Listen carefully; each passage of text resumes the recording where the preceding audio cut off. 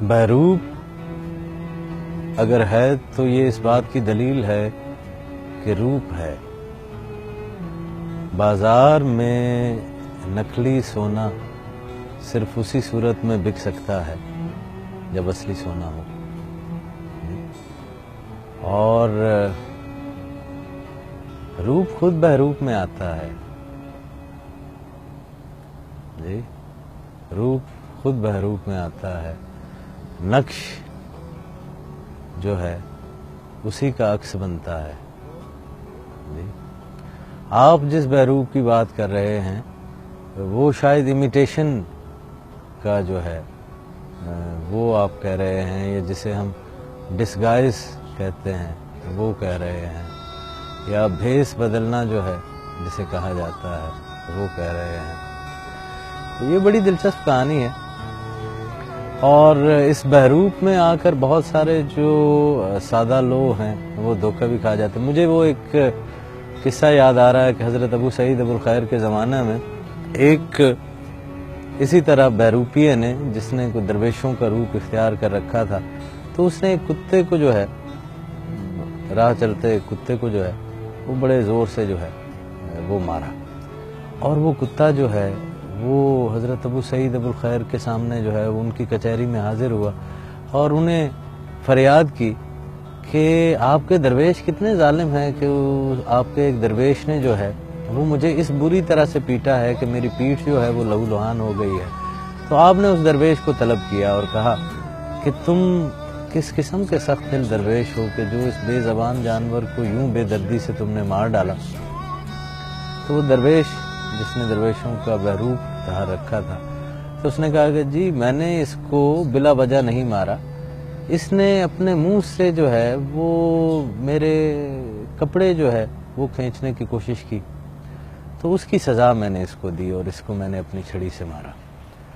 تو اب حضرت ابو سعید ابو الخیر نے کتے سے پوچھا کیا یہ سچ کہتا ہے؟ تو کتے نے کہا کہ جی کہتا تو یہ سچ ہے، لیکن پھر بھی اسی کو سزا ملنی چاہیے. تو انہوں نے کہا کہ کیا وجہ ہے اس کی کہ اس کو سزا ملے اگر وہ سچ ہی کہہ رہا ہے؟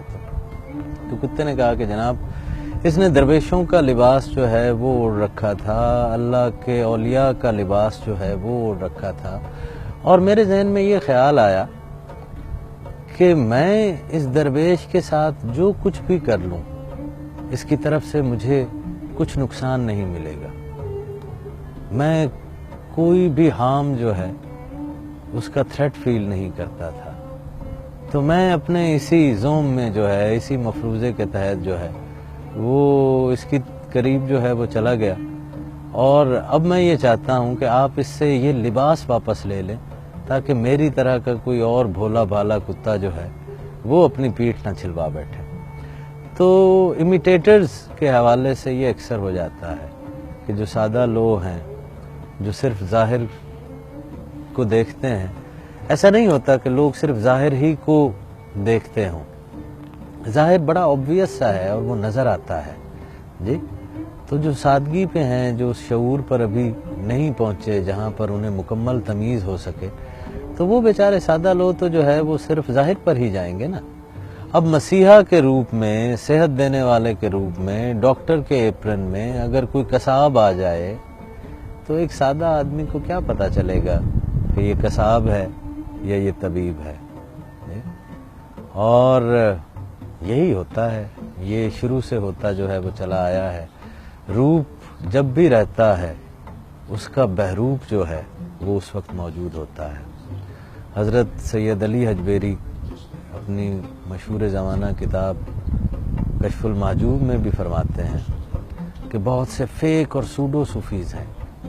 اگر آج سے 1000 سال پہلے حضرت سیدنا علی حجویری کے زمانہ میں سوڈو اور بہروپی صوفی اور درویش ہوا کرتے تھے تو آج کے زمانہ میں کیوں نہیں ہوں گے؟ جی اور پھر ہم وہی دیکھتے ہیں کہ اسی طرح لوگ جو ہے وہ بیچارے اپنی سادہ لوہی کی وجہ سے اسی ٹریپ کے اندر جو ہے وہ آ جاتے ہیں اور ظاہر کے اوپر چلے جاتے ہیں.